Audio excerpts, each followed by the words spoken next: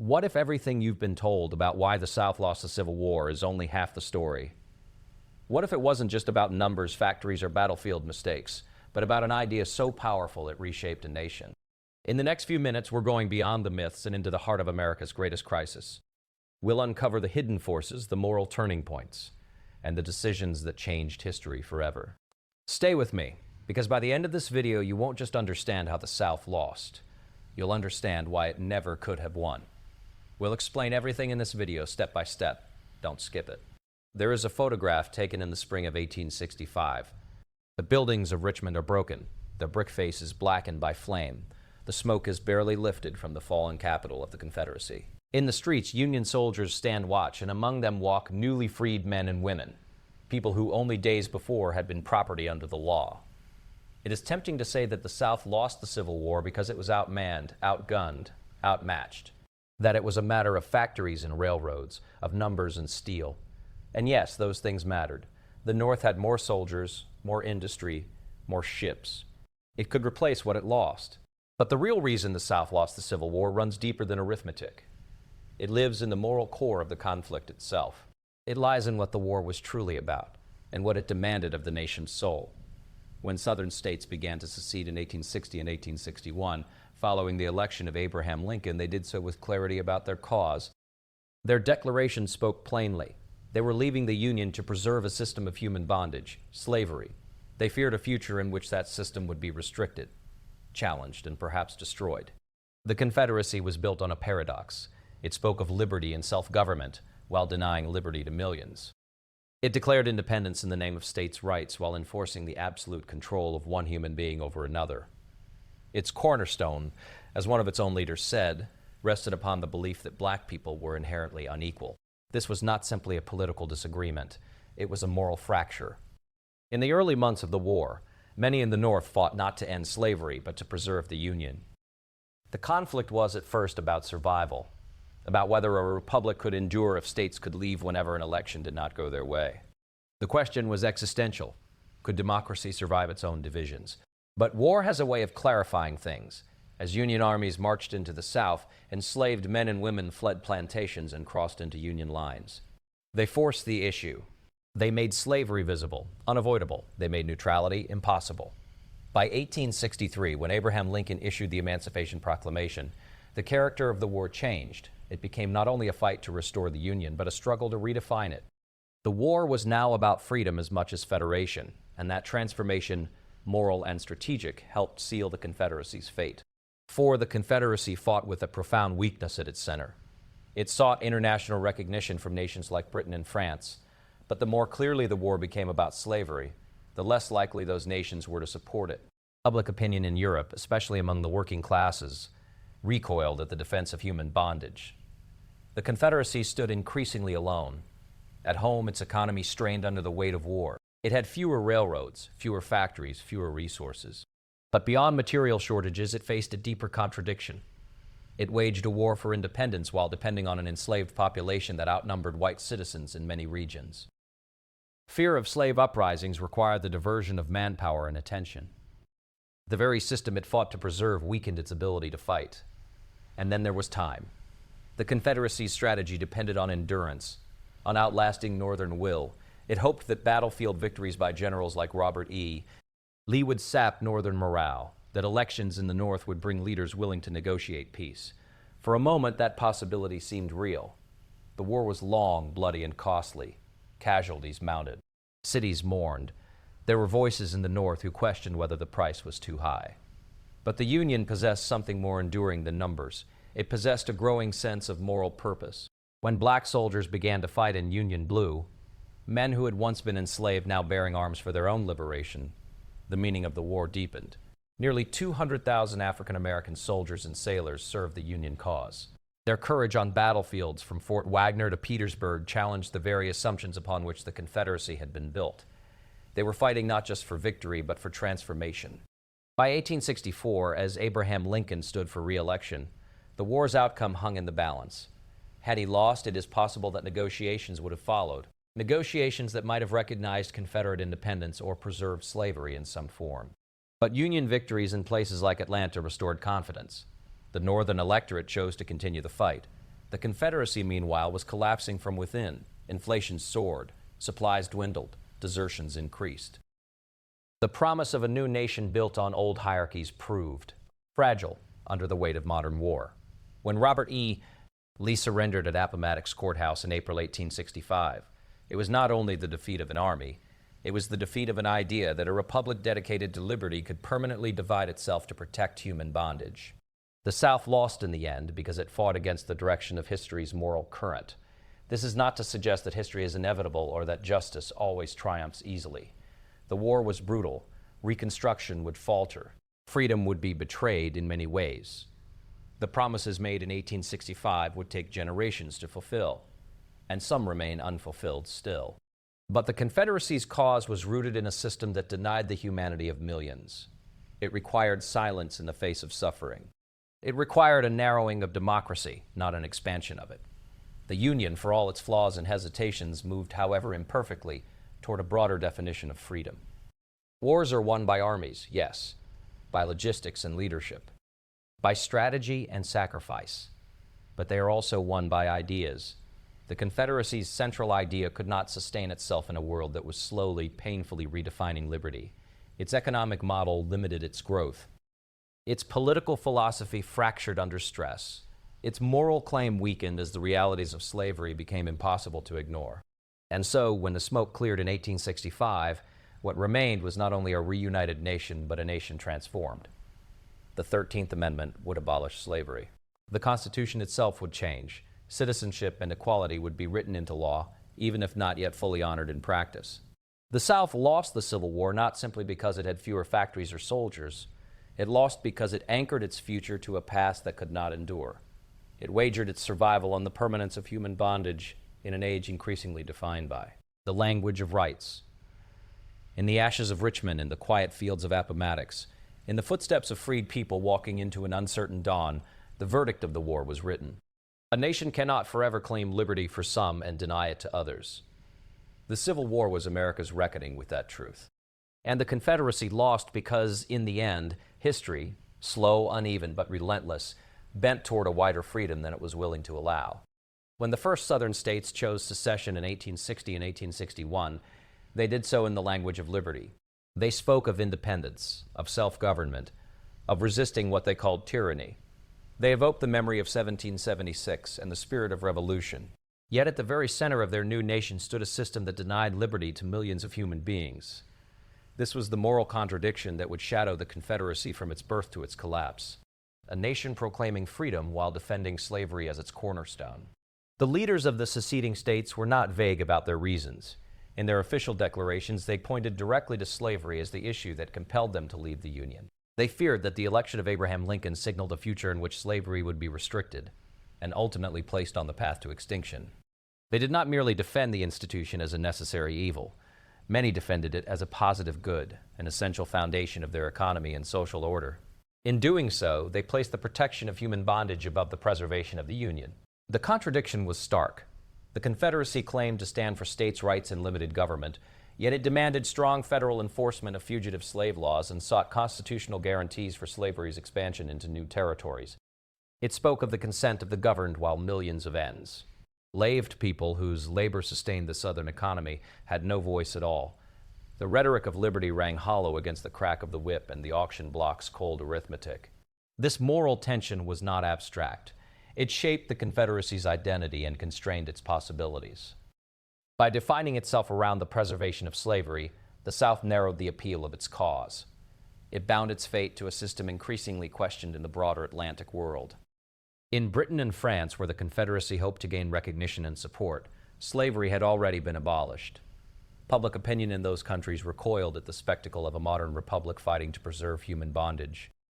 The Confederacy's diplomats could speak of cotton and commerce, but they could not escape the reality that their nation rested on the enslavement of millions. At home, the contradiction corroded unity. The Confederacy was composed largely of small farmers who did not own slaves. Many fought out of loyalty to their states or resentment toward Northern power, yet the war's central purpose was the defense of a slaveholding elite's economic system. As the conflict dragged on, questions emerged, quietly at first, then more openly, about who was bearing the burdens of war and who was reaping its benefits. Policies that exempted certain slaveholders from military service deepened resentment. The promise of liberty from distant federal authority rang differently to a poor farmer than it did to a plantation owner. The presence of 4 million enslaved people within Confederate borders also created a persistent anxiety. The South's labor system required control, constant, vigilant, and often violent control. With large numbers of white men away at the front, that control became more fragile. Enslaved people resisted in ways both subtle and overt, slowing work, sabotaging equi. P meant fleeing to Union lines when opportunity arose. Each act of resistance exposed the vulnerability of a society built on coercion. The Confederacy had to divert resources and attention to maintain order at home, even as it fought a formidable enemy in the field. As Union armies advanced, enslaved men and women took decisive action. They left plantations in increasing numbers, seeking refuge behind Union lines. Their movement transformed the war. What had begun as a struggle to preserve the Union evolved into a contest over the meaning of freedom itself. The Emancipation Proclamation issued by Abraham Lincoln in 1863 declared enslaved people in rebelling states to be free and authorized black men to serve in the Union Army. This shift reframed the conflict. The Union could now claim a higher moral ground, presenting itself not only as defender of national unity, but as an agent of liberation. The Confederacy, by contrast, found itself increasingly isolated by its own founding principle. Its leaders faced a bitter irony. As manpower shortages intensified, some proposed arming enslaved men to fight for the Southern cause, even hinting at promises of freedom in return for service. The proposal struck at the heart of the Confederacy's ideology. If enslaved men could be soldiers, if they could fight, sacrifice, and claim the dignity of arms, what did that say about the assertion that they were unfit for citizenship or liberty? The debate exposed the internal fracture. To survive, the Confederacy would have had to undermine the very system it was created to protect. The moral contradiction also influenced how the war was perceived in the North. While many Northerners harbored their own prejudices and did not begin the war as abolitionists, the visible reality of slavery, its brutality, its human cost, shifted public opinion over time. Stories of families separated, of, say, ours born from punishment of lives circumscribed by law and custom, made it harder to sustain indifference. The Confederacy's insistence on defending slavery hardened Northern resolve. It clarified what was at stake. The Union's cause expanded from political preservation to moral transformation.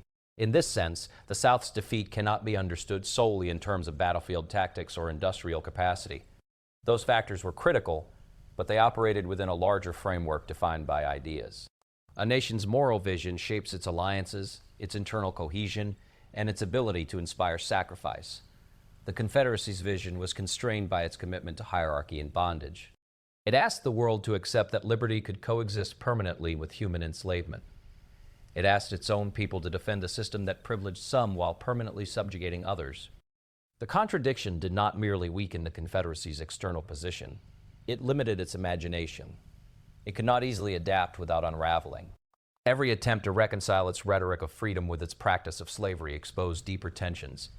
The more the Union linked its war effort to emancipation, the more the Confederacy's foundational claim appeared indefensible on the global stage and unstable at home. Thus, the moral contradiction at the heart of the Southern cause was not a peripheral issue but a central vulnerability. It shaped diplomacy, domestic policy, military strategy, and international perception. It fueled resistance among the enslaved and complicated unity among the free.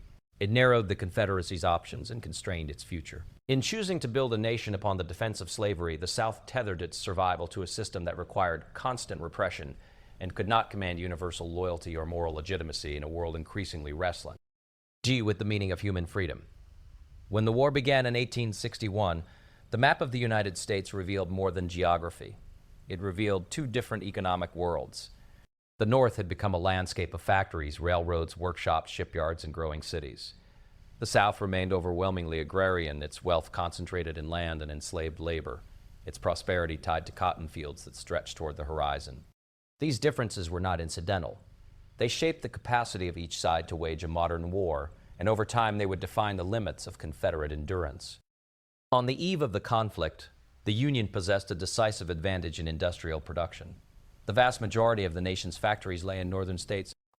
Ironworks, textile mills, machine shops, and arms manufacturers provided the infrastructure necessary to sustain large armies in the field. When war erupted, Northern industry could pivot toward military production, rifles, artillery, uniforms, boots, railroad equipment, and naval vessels. The South, by contrast, had relatively few factories and limited heavy industry. It could produce some munitions and supplies, but not on the scale required for a prolonged struggle against a larger opponent. Railroads tell a similar story. The North had built an extensive network of rail lines connecting cities, ports, and agricultural regions. These rails allowed troops and supplies to move quickly across vast distances. They facilitated coordination between fronts and enabled rapid reinforcement when battles turned uncertain. The South's rail network was smaller, less integrated, and often constructed with different track gauges that complicated long-distance transport. Maintenance became a persistent challenge as the war consumed iron and manpower. Union forces, recognizing the strategic value of railroads, targeted Southern lines, bridges, and depots, gradually crippling the Confederacy's ability to move men and materiel efficiently. Manpower, too, reflected the demographic imbalance. The Union states had a significantly larger population, including waves of immigrants who arrived in the 1850s and 1860s. This population provided a deeper reservoir from which to draw soldiers. Even after accounting for casualties, the North could replenish its armies more effectively than the South. The Confederacy, with a smaller free population and millions of enslaved people excluded from military service at the war's outset, faced mounting strain as losses accumulated. Each fallen soldier represented not only a personal tragedy, but a reduction in the already limited pool of able-bodied men. Naval power further widened the gap. The Union inherited most of the existing United States Navy and possessed the industrial capacity to expand it rapidly. Shipyards and northern ports constructed warships that enforced a blockade along the southern coastline. This blockade, though imperfect at first, tightened over time, restricting the Confederacy's ability to export cotton and import weapons, machinery, and essential goods. The Southern economy, heavily dependent on international trade, suffered under this pressure. Shortages became common, and the promise that King Cotton would compel European intervention proved illusory as alternative sources of cotton emerged and European powers hesitated to align themselves with a slaveholding nation. Financial systems also revealed disparities. The North had a more developed banking infrastructure and greater access to credit. It could raise funds through taxes, bonds, and the creation of a national banking system that stabilized its wartime economy. The Confederacy struggled to generate sufficient revenue. Its government relied heavily on printing money, leading to rampant inflation. As prices soared, ordinary Southerners found it increasingly difficult to secure basic necessities. Bread riots erupted in cities like Richmond, where frustration over scarcity and inequality boiled into public protest. Economic instability eroded morale and undermined confidence in Confederate leadership. The agricultural foundation of the Southern economy, while profitable in peacetime, proved less adaptable in wartime. Cotton dominated Southern production, often at the expense of food crops. When war disrupted trade and labor patterns, the lack of diversified agriculture created vulnerabilities. With Union armies penetrating deeper into Southern territory, farms were destroyed, livestock seized, and harvests interrupted. Campaigns that targeted infrastructure and supply lines compounded the hardship. As the conflict dragged on, feeding both civilians and soldiers became an escalating challenge. The Union's industrial advantage translated into logistical superiority. Armies require not only weapons, but also shoes, blankets, medical supplies, ammunition, and transportation. The North's factories churned out these necessities in staggering quantities. Standardized production methods improved efficiency and reliability. The ability to equip large forces consistently allowed Union generals to sustain long campaigns. The South, by contrast, often faced chronic shortages. Soldiers went without proper footwear or adequate rations. Artillery units struggled to replace worn equipment. Rail lines deteriorated for lack of iron and skilled labor. These shortages did not merely inconvenience, they weakened combat effectiveness and sapped morale. Leadership on both sides grappled with these realities. Confederate generals such as Robert E. Lee achieved notable victories, demonstrating tactical brilliance and resilience. Yet even the most capable commanders could not overcome structural disadvantages indefinitely. Each victory required resources to exploit and sustain. Each setback proved harder to recover from when replacements were scarce. The Union's capacity to absorb losses and continue fighting reflected the depth of its industrial and demographic base. The concept of total war emerged as the conflict evolved. Union strategy increasingly targeted the Confederacy's economic infrastructure, recognizing that destroying railroads, factories, and supply depots would hasten collapse. Campaigns that cut through the Southern heartland disrupted transportation networks, and shattered the illusion that geography alone could shield the Confederacy.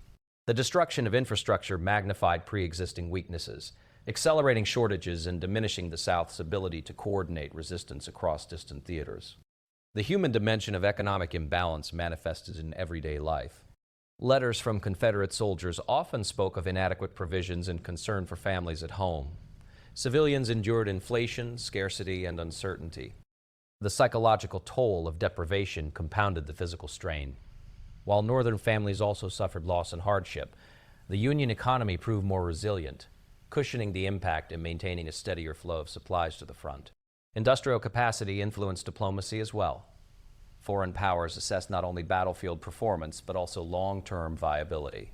The North's robust economy signaled endurance. The South's dependence on a single cash crop and limited manufacturing raised doubts about sustainability. As the blockade tightened and Confederate resources dwindled, the prospect of foreign recognition faded further. The imbalance between an industrializing North and an agrarian South was not created overnight.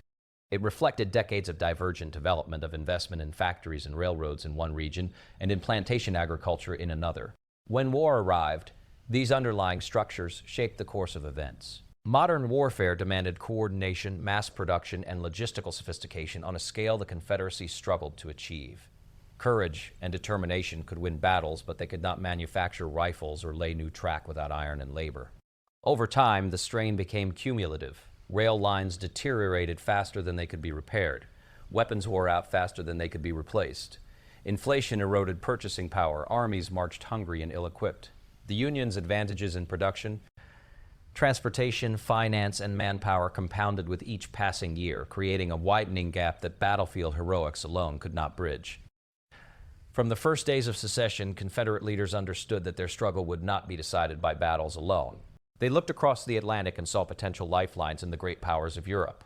If Britain or France recognized the Confederacy as an independent nation, or better yet intervened diplomatically or militarily, the balance might shift. The South's strategy depended in part on breaking its isolation. Yet the very foundation of the Confederate cause ensured that isolation would deepen rather than diminish. The Confederacy believed that cotton was its leverage. Before the war, Southern cotton fed the textile mills of Lancashire and Rouen. Millions of European workers depended on its steady flow. Southern leaders spoke confidently of King Cotton, certain that economic necessity would compel Britain and France to support their independence. They imagined that empty mills and unemployed workers would pressure European governments to act. Cotton, they believed, would become a diplomatic weapon as powerful as any cannon. But this strategy rested on a dangerous assumption: that economic interest would override moral and political realities. By the mid-19th century, Britain had abolished slavery throughout its empire. Public sentiment there, particularly among working-class communities, had grown increasingly hostile to the institution. Though British elites were pragmatic and often cautious, they could not entirely ignore a public deeply suspicious of a nation founded explicitly to preserve human bondage. France, too, had ended slavery in its colonies. For both powers, openly supporting a slaveholding republic carried political risk. As the war unfolded, the character of the conflict clarified. At first, some European observers viewed it primarily as a political dispute between North and South. The Union's initial emphasis on preserving national unity left room for ambiguity. But as enslaved people fled to Union lines and the realities of plantation life became more widely reported, the moral dimensions of the struggle came into sharper focus. When Abraham Lincoln issued the Emancipation Proclamation in 1863, the war's meaning shifted decisively in international eyes. The Union now positioned itself as fighting not only for national survival, but also against slavery. That transformation made European intervention on behalf of the Confederacy far less likely recognition of Southern independence would have meant siding in effect against emancipation. It would have aligned Britain or France with a government whose cornerstone was the perpetuation of slavery. Even if economic interests tempted policymakers, public opinion constrained them. Mass meetings in Britain expressed support for the Union cause despite the hardship caused by cotton shortages. Workers who endured unemployment and poverty during the cotton famine often articulated solidarity with enslaved people rather than sympathy for Confederate independence. Diplomacy is rarely guided by morality alone. Strategic calculations also mattered. Britain, the preeminent naval power of the age, had much to lose from a direct confrontation with the Union. The United States, though divided, remained a significant trading partner. War with the Union would disrupt commerce and potentially draw Britain into a protracted conflict across the Atlantic. France, under Napoleon III, entertained ambitions in Mexico and considered the possibility of recognizing the Confederacy, but hesitated to act without British support. The absence of unified European backing weakened any serious prospect of intervention. The Confederacy attempted to secure recognition through formal diplomacy. Envoys were dispatched to European capitals, tasked with persuading foreign governments that Southern independence was both inevitable and desirable. They argued that division of the United States would create a balance of power favorable to Europe. They emphasized shared economic interests and portrayed the conflict as one of self-determination. Yet they faced an inescapable obstacle: their nation's explicit commitment to slavery. Every argument returned to that central fact. It colored negotiations and shaped perceptions. Incidents at sea further complicated matters. Early in the war, tensions flared between the Union and Britain over the seizure of Confederate diplomats from a British ship in what became known as the Trent Affair. For a moment, war between Britain and the Union seemed possible. Confederate leaders hoped such crises would escalate and force Britain's hand. Yet cooler heads prevailed. The Union released the envoys, and both sides stepped back from confrontation. The episode revealed the fragility of Confederate hopes. They depended on events beyond their control. Meanwhile, the Union pursued its own diplomatic strategy with determination. American representatives in Europe worked tirelessly to prevent recognition of the Confederacy. They emphasized the Union's commitment to eventual emancipation and warned of the consequences of intervention. By framing the conflict as a struggle against slavery and rebellion, they appealed to both moral sentiment and political caution. As Union victories accumulated and the Confederacy's resources dwindled, the argument that Southern independence was inevitable lost credibility. The effectiveness of the Union blockade also influenced diplomatic calculations. As the blockade tightened, Southern cotton exports plummeted. European manufacturers initially suffered, but over time, alternative sources of cotton were developed in places like India and Egypt. The anticipated economic crisis that Confederate leaders believed would force European action did not materialize in the decisive way they had imagined. The leverage of King Cotton proved weaker than expected. Instead of compelling intervention, the disruption accelerated diversification and reduced dependence on Southern supply. Within the Confederacy, the failure to secure foreign recognition became a source of frustration and disillusionment. Leaders who had promised swift diplomatic breakthroughs faced mounting evidence of isolation. The hope that European powers would tip the scales began to fade. Without external support, the Confederacy had to rely solely on its own limited industrial base, financial system, and manpower. The prospect of long-term survival grew increasingly uncertain. International isolation carried psychological weight as well. Recognition by a major power would have conferred legitimacy, signaling that the Confederacy was more than a rebellion. It was a nation among nations. The absence of such recognition reinforced the perception that it stood alone, its cause suspect in the eyes of the world. Diplomacy is not merely about treaties. It is about validation. The Confederacy struggled to achieve that validation because its foundational principle clashed with prevailing global currents. As the war continued, the gap between Confederate expectations and international reality widened. Military setbacks further discouraged foreign engagement. Governments are reluctant to invest in causes that appear destined to fail. The Union's growing strength, coupled with its redefined moral purpose, made intervention both risky and unpopular. The Confederacy's diplomatic isolation was not an accident of timing or miscommunication. It flowed from the character of the nation itself and the broader historical context in which it sought recognition. In the first months of the Civil War, many Americans understood the conflict in limited terms. It was, in their minds, a struggle to preserve the Union, to prevent the fragmentation of the R. Public, the banners carried by Union soldiers bore the stars and stripes, not yet the promise of emancipation. Even Abraham Lincoln, cautious and deliberate, framed the war initially as a constitutional necessity rather than a moral crusade.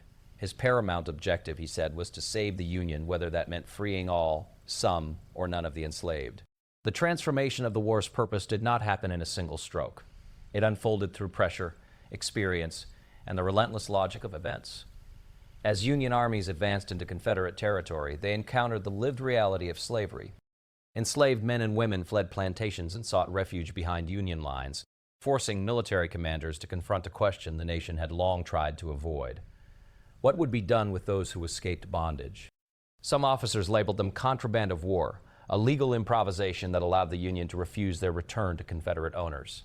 Camps formed around Union encampments, filled with families who had seized their own freedom.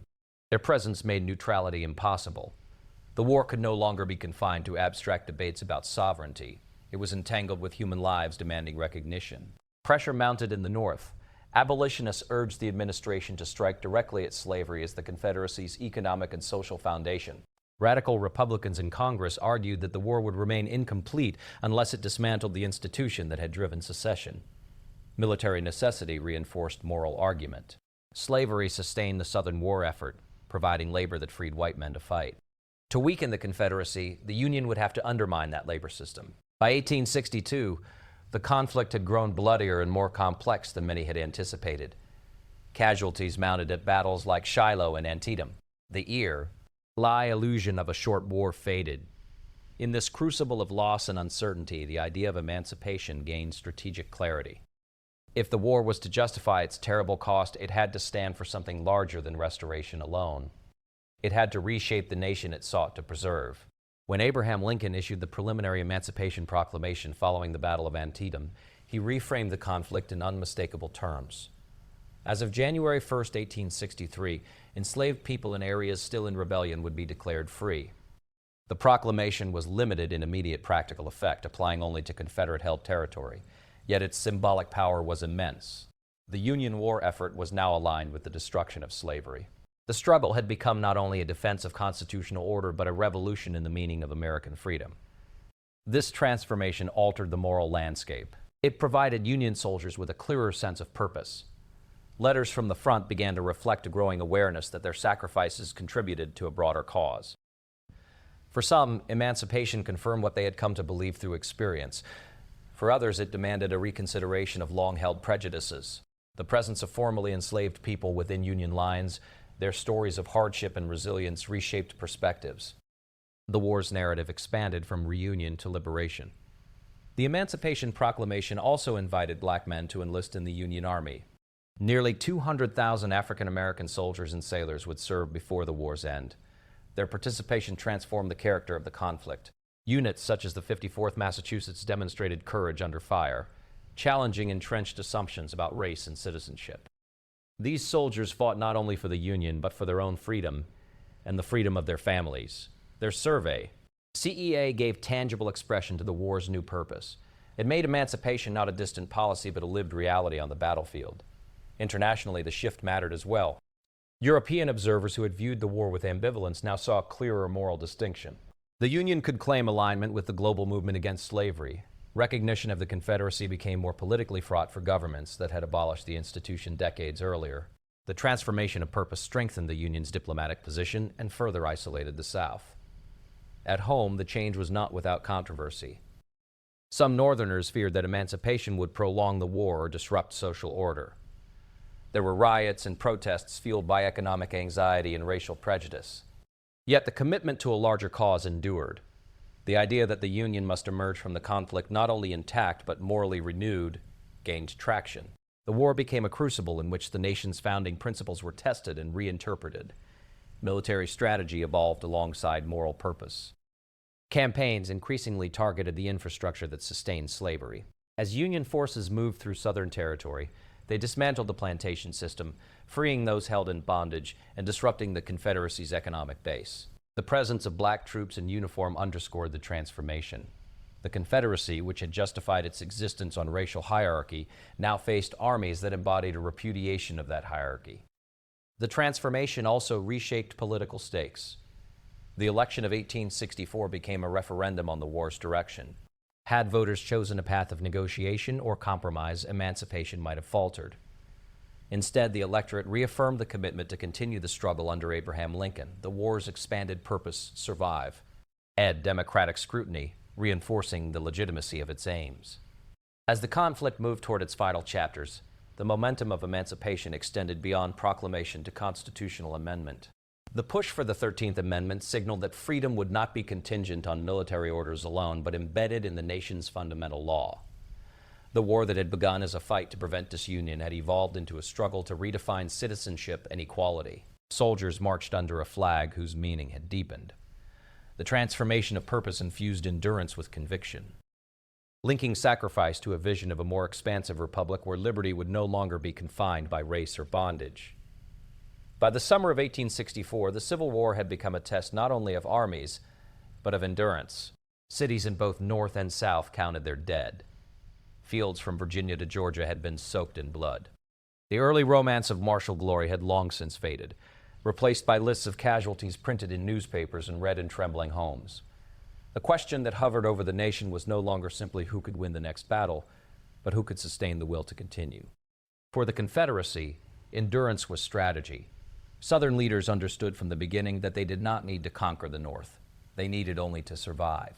If they could prolong the conflict, inflict sufficient casualties, and erode Northern morale, perhaps the Union would tire of the struggle.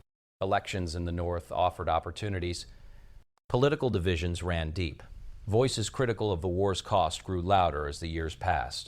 If public support fractured, Confederate independence might be secured not through decisive victory, but through Northern exhaustion. In the early years, this calculation seemed plausible. Confederate armies led by commanders such as Robert E. Lee achieved striking successes against larger Union forces. Victories at battles like Second Manassas and Chancellorsville bolstered Southern confidence and fed the belief that superior leadership and fighting spirit could compensate for material disadvantages. Each triumph seemed to validate the idea that determination could level disparities in industry and manpower. Yet endurance is not sustained by battlefield brilliance alone. It requires food, clothing, ammunition, transportation, and a functioning economy. It requires civilians willing to accept deprivation and soldiers willing to march again after witnessing unspeakable loss. The Confederacy's resources were finite. With each passing year, those resources dwindled. Railroads deteriorated under constant strain. Inflation eroded savings and wages. Families struggled to secure basic necessities. The promise that hardship would be brief gave way to the reality of grinding scarcity. The Union, too, suffered deeply. Casualties at places like Gettysburg and Cold Harbor shocked the nation. There were draft riots in northern cities, fueled by resentment and fear. Political opponents of the war argued that the cost in blood and treasure was too high. The presidential election of 1864 loomed as a moment of reckoning. Had the electorate turned decisively against continuation, Confederate hopes might have found new life. But endurance in the North was sustained by a widening sense of purpose. As the war evolved into a struggle against slavery, sacrifice acquired moral weight. Soldiers wrote home not only of preserving the Union, but of striking a blow for human freedom. The presence of black troops in Union ranks underscored the transformation. The war was no longer solely about territorial integrity. It had become a contest over the nation's identity. That expanded vision fortified resolve at moments when fatigue threatening. To overwhelm it. Leadership also mattered. Abraham Lincoln bore the burden of sustaining public confidence through setbacks and uncertainty. His speeches acknowledged loss without surrendering hope. He framed the conflict as a test of democratic government itself, asking whether a nation conceived in liberty could endure internal division. By casting the war as a defense of self-government, he elevated it beyond immediate circumstances. Endurance became a civic duty as well as a military necessity. Military developments in 1864 shifted the psychological balance. Union generals pursued coordinated offensives designed to apply relentless pressure across multiple fronts. Campaigns in Virginia and Georgia aimed not merely at defeating Confederate armies, but at exhausting them. When Atlanta fell to Union forces, it delivered more than strategic advantage. It revived Northern morale at a critical political moment. The news reverberated through newspapers and public meetings, reinforcing the belief that perseverance would yield results. In the South, by contrast, the cumulative toll grew harder to conceal. Casualty lists lengthened. Desertions increased as soldiers worried about starving families at home. The ideal of steadfast resistance confronted the daily reality of hunger and uncertainty. Civilians who had once cheered secession now questioned whether independence justified endless privation. Endurance requires faith in eventual success. As Union victories mounted, that faith eroded. The Confederacy's internal divisions widened under strain. States' rights, once a rallying cry, complicated centralized coordination of resources. Efforts to conscript soldiers and requisition supplies met resistance. The same commitment to local autonomy that had inspired secession hindered unified wartime administration. Sustaining national will demands not only courage, but cohesion. The Confederacy struggled to maintain both as pressures intensified. Meanwhile, the Union's larger population and industrial base allowed it to replace losses and continue campaigns even after setbacks. Reinforcements arrived. Factories produced fresh supplies. Railroads transported men and material with increasing efficiency. The capacity to endure material strain reinforced psychological resilience. Soldiers who saw steady provision and reinforcement could believe that their cause was supported by the full weight of national power. As 1865 approached, the contrast became stark. Confederate armies, though still capable of fierce resistance, were increasingly outnumbered and undersupplied. The hope that Northern voters would abandon the war had not materialized. Instead, the election of 1864 reaffirmed commitment to continuation. The Confederacy faced the reality that it would have to outlast not a divided opponent on the brink of surrender, but a mobilized nation convinced of the justice and necessity of its cause. When surrender finally came, it marked the exhaustion of Confederate endurance. The strategy of waiting for Northern will to collapse had failed. The Union's combination of resources, leadership, and moral framing had sustained public support through years of devastation. Endurance had become the Union's quiet weapon, forged in factories, articulated in speeches, and carried by soldiers who believed their suffering served a purpose larger than themselves. Thanks for watching. In this video, and don't forget to like and subscribe.